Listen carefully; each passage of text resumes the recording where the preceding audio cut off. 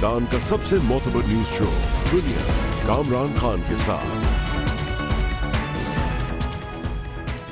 Panama case فیصلے کا سب سے اہم موضوع ہے جے آئی ٹی کی تشکیل، اور یہ تشکیل کا عمل اب جاری ہے۔ جے آئی ٹی کیا کر پائے گی، کیا اس کی کیپیسٹی ہے، کیا اس کی ایکسپرٹیز ہوگی، اس پر بہت پروگرامز ہو چکے ہیں، جس سے یہ بات جس اس کی یہ ہے کہ انتہائی ہمالیائی ٹارگٹ ہے، بہت ہی مشکل کام ہے۔ جے آئی ٹی ان تمام سوالوں کے کھوج نکال لے مثبت انداز میں جو کہ سپریم کورٹ آف پاکستان نے تجویز کیے ہیں، تقریباً ناممکن عمل ہوگا۔ یہ ماہرین کہہ رہے ہیں، یہ ہم نہیں کہہ رہے، لیکن اب جے آئی ٹی کی تشکیل کا عمل، اس کا آغاز ہو رہا ہے، اس کا، اور اس جیسا کہ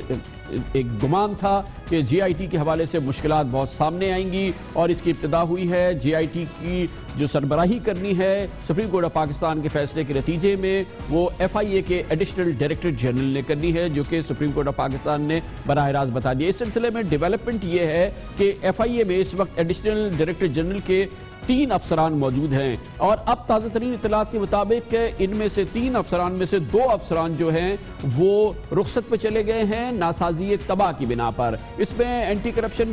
کا جو ونگ ہے ایف آئی اے کے، اس کے احمد لطیف صاحب ہیں، اور دوسرے additional D G economic crime doctor Muhammad Shafi ہیں۔ یہ طبی بنیاد پر رخصت پہ چلے گئے ہیں، جس کا مطلب یہ ہے کہ اب صرف ایف آئی اے میں additional D G immigration Wajid Zia رہ گئے ہیں۔ گویا کہ اب سپریم کورٹ آف پاکستان کو جو نام تجویز کیے جائیں گے اس میں بتایا جائے گا کہ جناب واجد ضیاء ہی ایک ایڈیشنل ڈائریکٹر جنرل ہے جو اویلیبل ہیں ایف آئی اے کے پاس، جو کہ اس جے آئی ٹی کی سربراہی کر سکتے ہیں۔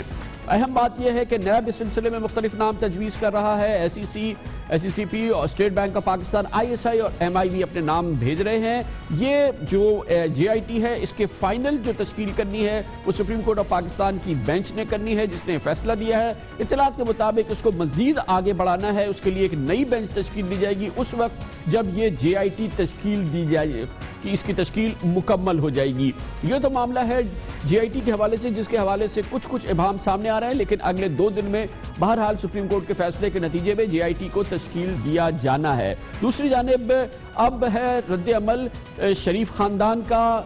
سپریم کورٹ آف پاکستان کے فیصلے کے حوالے سے۔ ہمارے ذرائع یہ کہتے ہیں کہ گو کہ اس فیصلے پر 100% اس انداز کا اعتماد نہیں ہے شریف خاندان کا، جیسا کہ عمران خان صاحب کا نہیں ہے، دوسرے جو اس میں پٹیشنرز ہیں ان کے نہیں ہیں، یا مجموعی طور پہ پاکستان کی سیاسی قیادت کا نہیں ہے۔ لیکن اس کے باوجود شریف خاندان اس رائے پہ پہنچا ہے، یا اس قانونی رائے کو اس نے ایکسیپٹ کیا ہے کہ اس معاملے میں مزید نظر ثانی کی اپیل کی گنجائش نہیں ہے، اور مزید نظر ثانی کی اپیل نہیں کرنی چاہیے، کیونکہ فیصلے میں بہرحال وہ بات ہے جو کہ وزیر اعظم جناب نواز شریف کہتے رہے ہیں کہ وہ اپنے آپ کو تحقیقات کے لیے پیش کرتے ہیں کسی بھی کمیشن کے سامنے۔ اس سلسلے میں اہم بات یہ ہے کہ اب سے تھوڑی دیر قبل وزیر اعظم جناب نواز شریف کی صاحبزادی محترمہ مریم نواز شریف نے ایک ٹویٹ کے ذریعے یہ بات بہت زور دے کے کہی ہے کہ شریف خاندان کو اپنے ان تمام وکلاء کی ٹیم پر بھرپور اعتماد ہے جنہوں نے کیس لڑا۔ اس میں وزیر اعظم جناب نواز شریف کے وکلاء شامل ہیں، جو کہ پہلے جناب سلمان اسلم بٹ تھے، اور پھر اس کے بعد مخدوم علی خان تھے۔ وزیر اعظم کے جو بچے ہیں ان کے وکیل جو کہ حسین نواز شریف محترمہ مریم کو ریپرزینٹ کر رہے تھے، جناب اکرم شیخ، ان کی جگہ جناب سلمان اکرم راجہ آئے تھے۔ اس کے علاوہ علیحدہ سے محترمہ مریم نواز کے لیے جناب شاہد حامد وکیل آئے تھے۔ اشتر اوصاف صاحب اٹارنی جنرل کی حیثیت سے پیش ہوتے رہے، لیکن عدالت کا خیال یہ تھا کہ وہ بھی ترجمانی کر رہے تھے جو شریف خاندان یا جناب وزیر اعظم کے معاملات تھے، اس حوالے سے ان کی پوزیشن تھی۔ لیکن مریم نواز شریف کا یہ کہنا بہت اہم ہے کہ تمام وکلاء نے بھرپور طریقے سے کام کیا ہے، اور فیصلے کے حوالے سے جو فیصلہ آیا ہے جو کہ اکثریتی فیصلہ ہے وہ یقینی طور پہ قابل قبول ہے۔ لیکن اہم بات یہ ہے کہ یہ وکلاء کی ایک بہت پاکستان کی نامی گرامی ٹاپ وکلاء کی ٹیم تھی جس نے یہ کیس لڑا تھا۔ دوسری جانب جو وکیل تھے، جو ایک وکیل تھے اہم، اور وہ تھے عمران خان صاحب کے نعیم بخاری، جن کی وکیل کی حیثیت سے اور شعبہ وکالت میں وہ پہچان نہیں ہے جو ان کی ٹیلی ویژن اینکر کی حیثیت سے تھی، اور ان کے سامنے جو ٹیم تھی وہ پاکستان کے نامی گرامی ٹاپ وکلاء کی تھی، جن کی کارکردگی کے نتیجے میں بہرحال یہ فیصلہ سامنے آیا۔ آصف حوصہ صاحب نے شاید ذکر کیا تھا کہ کوئی 25 یا 26 ہزار دستاویزات ہیں جو ہم نے جواب دیا ہے اس کو پڑھنے کے لیے ہمیں 2 دن کا وقت دیا جائے۔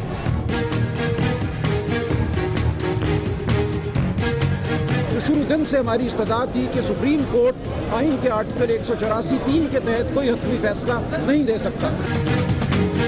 فیصلہ بہرحال آ گیا ہے۔ شریف خاندان کا اطلاعات کے مطابق اب تک فیصلہ یہ ہے کہ اس میں نظر ثانی کی اپیل دائر نہ کی جائے، لیکن بہرحال اس فیصلے میں جو اختلافی نوٹ سامنے آیا جسٹس آصف سعید کھوسا اور جسٹس گلزار احمد کا، اس کے مندرجات کچھ ایسے ہیں جو تاریخ کا حصہ بن گئے ہیں، اور سیاسی طور پہ وزیر اعظم کے کیریئر کے حوالے سے ماہرین کہتے ہیں کہ وہ ان کا پیچھا کرتے رہیں گے، خاص طور پہ اس فیصلے کا، اختلافی فیصلے کا ابتدائیہ جس میں وزیر اعظم کو گاڈ فادر سے تشبیہ دی گئی اور ان کے خاندان کو مافیا فیملی سے تشبیہ دی گئی ہے، اور اس کی اب تشہیر بھی شروع ہو گئی ہے۔ یہ فیصلہ، اس کا مستقبل، ماضی تو جو تھا سو تھا، اور اس حوالے سے دوسرے جو اہم ایشوز ہیں اس پر ہم بات کرتے ہیں۔ پاکستان کے نامور ماہر قانون اور اسی مقدمے میں وزیر اعظم کے صاحبزادگان، ان کی صاحبزادی کے وکیل رہے تھے محترم اکرم شیخ صاحب ہمارے ساتھ اسلام آباد سے موجود ہے۔ بڑی نوازش، بہت شکریہ شیخ صاحب۔ فرمائیے گا، آپ اس ٹیم کا حصہ رہے جس پر بھرپور اعتماد کا اظہار کیا ہے۔ ابھی تھوڑی دیر قبل محترمہ مریم نواز شریف نے جو ایک تاریخی کیس جس نے لڑا، مختصر وقت کے لیے آپ بھی تشریف لائے اور سلمان اسلم بٹ صاحب بھی آئے تھے، لیکن بہرحال جو فیصلہ آپ کے سامنے آیا، آپ اس کا حصہ نہیں رہے، اور اس فیصلے کو پڑھ کے آپ کو کیا لگا کہ جو وکلا کی ٹیم تھی اس کی بھرپور کامیابی حاصل ہوئی جس نے کہ شریف خاندان کو ریپریزنٹ کیا؟ خان صاحب، میں بے حد شکر گزار ہوں۔ یہ مقدمہ جو ہے، یہ میری اس میں انگیجمنٹ تھی 7 نومبر سے 9 دسمبر تک، اور یہ پہلے سے طے شدہ ٹائم باؤنڈ انگیجمنٹ تھی۔ مجھے کچھ ہیلتھ ایشوز تھے جن کے لیے مجھے 2 دفعہ اپنا دورہ ملتوی کرنا پڑا امریکہ کا، تو اس کے بعد بہرحال میں یہاں سے 10 تاریخ کو سعودی عرب، اور وہاں سے پھر میں کیلیفورنیا چلا گیا اپنے علاج کے لیے، جناب عزت مآب وزیر اعظم صاحب اور ان کے بچوں سے، جو میرے بچوں کی طرح مجھے عزیز ہیں، ان سے اجازت لے کر۔ میں یہ سمجھتا ہوں کہ یہ مقدمہ جو ہے، یہ ایک لحاظ سے اس کا سارا صحرا، یہ جو پریس اور یہ جو میڈیا سپر ہائی وے ہے، یہ اس کا بہت سارا حصہ کریڈٹ ان کو جاتا ہے اس مقدمے کی ٹون اور ٹینر اور انڈر کرنٹس کو سیٹ کرنے میں۔ یہ مقدمہ کوئی مقدمہ نہیں تھا، یہ مقدمہ آپ نے شروع میں فرمایا تھا شیخ صاحب کہ یہ پینٹ ہے، یہ پینٹ ہے، یہ مقدمہ جو ہے آپ نے شروع میں ارشاد فرمایا تھا۔ جی جی بالکل، میں یہی عرض کر رہا ہوں کہ یہ مقدمہ کوئی مقدمہ نہیں تھا۔ اس مقدمے کو مقدمہ بنایا، اور مقدمہ بنایا میڈیا نے، اور ٹرینڈز آف ٹائمز اس طرح طے کر دیے کہ فاضل عدالت عظمیٰ کو ایک عبوری فیصلہ 542 صفحات پہ محیط فیصلہ لکھنا پڑا۔ جو مین فیصلہ ہے میجورٹی ڈیسیشن، اس کے آتھر ہیں اعجاز افضل صاحب، اور 2 اختلافی نوٹس ہیں جناب عزت مآب جسٹس آصف سعید کھوسا صاحب کا اور جناب جسٹس گلزار احمد صاحب کا، دونوں بہت قابل احترام جج صاحبان ہیں۔ تیسرا اختلافی نوٹ اعجاز الحسن صاحب کا ہے، وہ بھی بہت لائق اور بہت ہی قابل احترام جج صاحب ہیں، اور انہوں نے اپنے 2 ساتھی جج صاحبان کا ساتھ دیا ہے۔ بات یہ ہے کہ پاکستان سے اور پاکستان کی باڈی پالیٹکس سے کرپشن ختم ہونی چاہیے، لیکن ہم نے عدالتی فیصلوں کا دیکھا ہے۔ آپ نے ذوالفقار علی بھٹو کو پھانسی کی سزا دے دی، لیکن اس کی بیٹی 1986 میں طویل تر مارشل لاء کے نتیجے میں ہونے والے پہلے انتخاب میں وہ پورے پاکستان کو چت کر کے وہ فتح یاب ہو گئی۔ اور میں یہ سمجھتا ہوں کہ جو ایلیمینیشن آف پولیٹیکل لیڈرشپ ہے، اس کا ایک نیچرل پروسیس ہے، اور وہ پروسیس ہے ٹرائل اینڈ ایرر کا۔ اگر وہ پروسیس چلتا رہے تو وہ پروسیس زیادہ دیر پا اور زیادہ مستحکم رہتا ہے۔ مگر شیخ صاحب ذرا سا یہ سمجھانے کی اگر کوشش کریں، ہم جیسے لوگوں کو جو کہ قانون کو ظاہر ہے کہ بالکل اس طرح سے نہیں سمجھتے جیسا آپ سمجھتے ہیں، یہ سمجھ میں نہیں آ رہا کہ یہ کہا جا رہا ہے کہ یہ تو کنسنسس ججمنٹ ہے کہ جے آئی ٹی بنے اور ان الزامات کی تحقیقات کرے۔ اگر یہ کنسنسس ہے کہ ابھی الزامات کی تحقیقات ہونا ہے، دو جج صاحبان اس نتیجے پہ کیسے پہنچے کہ ڈیرہ غازی خان کے پاکستان چوک پہ کھڑا ہوا ایک آدمی کہہ سکتا ہے کہ وزیر اعظم نے دروغ گوئی کی ہے، آئین کی شق 62 کی انہوں نے خلاف ورزی کی ہے، وزیر اعظم کے اہل نہیں ہیں۔ ایک طرف تو الزامات کی تحقیقات کے لیے تمام جج صاحبان متفق ہیں، ایک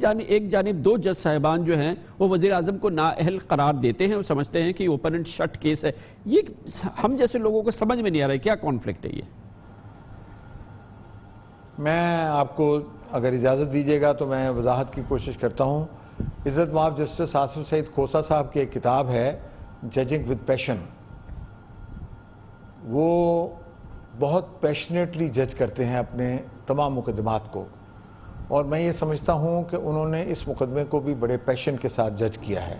ان کی رائے ہے کہ ڈیرہ غازی خان میں کھڑے ہوئے آدمی کو یہ نظر آتا ہے، اور ظاہر ہے وہ انہوں نے جو بات کہی ہے وہ یقیناً کسی بنیاد پہ کہی ہوگی، لیکن جب انہوں نے جے آئی ٹی کی تشکیل دینے کے فیصلے پہ بھی دستخط کر دیے ہیں تو پھر زیادہ مناسب یہی ہوتا کہ وہ جے آئی ٹی کے فیصلے کو، اس کے فائنڈنگز کو بنیاد بنا کر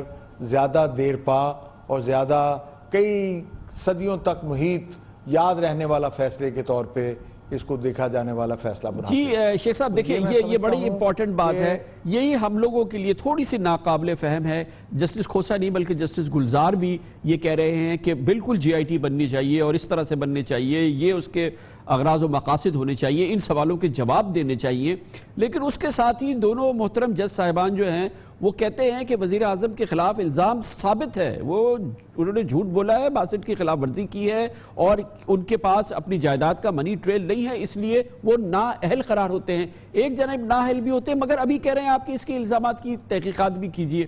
آپ بھی کنفیوز لگتے ہیں مجھے اس معاملے میں، ہم تو ایک عام آدمی ہیں۔ گزارش یہ ہے کامران خان صاحب، آپ عام آدمی نہیں ہیں، میں اس کی گواہی دیتا ہوں اور شہادت دیتا ہوں کہ آپ عام آدمی نہیں ہیں،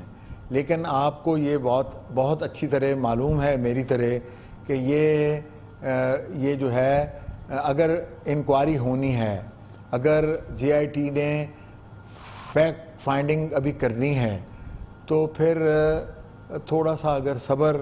جوڈیشل ریسٹرینٹ ایکسرسائز کر لیتے تو وہ شاید زیادہ بہتر ہوتا۔ میری عاجزانہ رائے یہ ہے کہ انہوں نے تھوڑی سی اس میں میرے خیال میں شاید میڈیا کا، شاید پبلک کا، شاید جو ایک تاریخ کا جو دباؤ محسوس کر کے ادارے پہ انہوں نے شاید تھوڑی سی اس میں شیخ صاحب ایک اور چیز یہ سمجھ میں نہیں آ رہی مجھے تھوڑی سی کہ جج صاحب فرما رہے ہیں کہ بہت ہی اوپن اینڈ شٹ کیس ہے، یہ ایک عام آدمی جو کہ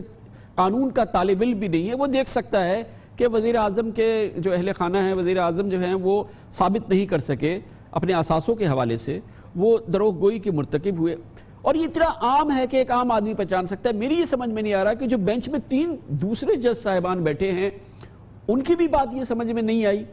اور وہ ظاہر ہے کہ انہوں نے ان کے ساتھ مل کے کہا کہ چلو ان الزامات کی ابھی تحقیقات کرنا بہت ضروری ہے، تو عام آدمی تو سمجھ میں نہیں آئی، مگر انہی کے اپنے 3 بردر ججز جو ہیں ان کی بھی سمجھ میں نہیں آئی یہ بات۔ نہیں کامران صاحب یہ بات نہیں ہے، ان 3 جج صاحبان کو بھی یہ بات سمجھ آئی ہے اور انہوں نے بھی یہ ضروری سمجھا کہ اس کی مزید تفتیش کی جائے۔ ان کے نزدیک بھی یہ فردر انکوائری کا کیس ہے، اور اگر یہ فردر انکوائری کا کیس ہے تو پھر فیصلہ دینے میں جو ہے وہ میں سمجھتا ہوں کہ یہ زیادہ اگر ایک عدالت کے اندر یکجہتی کی فضا جو ہے وہ قائم رہتی اور سارے جج صاحبان ایک ہی نتیجے پہ پہنچتے تو غالباً یہ زیادہ عدالتی وقار کے لیے بھی اور جوڈیشل ریسٹرینٹ کے لیے بھی اور پاکستان کے عدالتی نظام کے لیے بھی اور ڈیو پروسیس کے لیے بھی یہ زیادہ اچھا ہوتا۔ اچھا سر یہ فرمائیے گا کہ یہ فرمائیے گا کہ اس کیس کے حوالے سے یہ بات بہت اہم ہے کہ ایک جانب تو یہ ہو گیا ہے، اب اس میں جو گفتگو ہے جو ابتدائیہ ہے اس کیس کا، خاص طور پہ اس کے آگے بھی گفتگو ہے جو جسٹس کھوسا صاحب نے لکھی ہے جس میں گاڈ فادر اور مافیا فیملی، یہ بات تو طے ہے کہ اب یہ جو حصہ ہے فیصلے کا اور یہ جو اختلافی نوٹ ہے یہ وزیر اعظم جو پاکستان کے ہیں ان کے کیریئر کے لحاظ سے، ان کے سیاسی مستقبل کے لحاظ سے یہ چیزیں پیچھا کریں گی، ان کے سیاسی مخالفین مورخ اس بارے میں لکھتا رہے گا۔ ہماری اطلاعات کے مطابق اطلاعات یہ ہے کہ وزیر اعظم صاحب اور ان کے اہل خانہ اس فیصلے کے خلاف نظر ثانی کی اپیل نہیں کرنا چاہتے کیونکہ شاید اس کا محدود پوٹینشل ہے، اور یہی کہا جا رہا تھا کہ کیونکہ سپریم کورٹ ٹرائل کورٹ نہیں ہے اس لیے یہاں سے کوئی فیصلہ نہیں آئے گا، یہاں پہ مقدمہ نہیں چل رہا کیونکہ اس میں اپیل کی گنجائش نہیں ہے۔ آپ بھی حامی ہیں اس بات کے کہ جو بھی اس میں فیصلہ آ گیا وزیر اعظم کے حوالے سے جو بات بھی اس میں کہہ دی گئی، لیکن نظر ثانی کی اپیل میں کوئی اس کا مداوع ہو سکے اس کا گنجائش نہیں ہے، یہ معاملہ اب ہو گیا، جو ہونا تھا وہ ہو گیا۔ خاص اب بات یہ ہے کہ میں نے جس طرح آپ سے عرض کیا میں پاکستان سے باہر تھا، میں 11:15 بجے رات اسلام آباد ایئرپورٹ پہ اترا ہوں، اور آج میں نے سفر کے دوران میں نے وہ آج کل وہ ہمارا الیکٹرانک گیجٹس ہیں اس میں میں نے فیصلے کو پڑھنے کی کوشش کی ہے، لیکن ظاہر ہے سفر کی حالت کے دوران وہ آپ محدود ایک حد تک اس کو تہ تک پہنچ سکتے ہیں۔ میں یہ سمجھتا ہوں کہ وزیر اعظم صاحب نے پتہ نہیں مشاورت کی ہے یا نہیں، لیکن میرا وزیر اعظم صاحب سے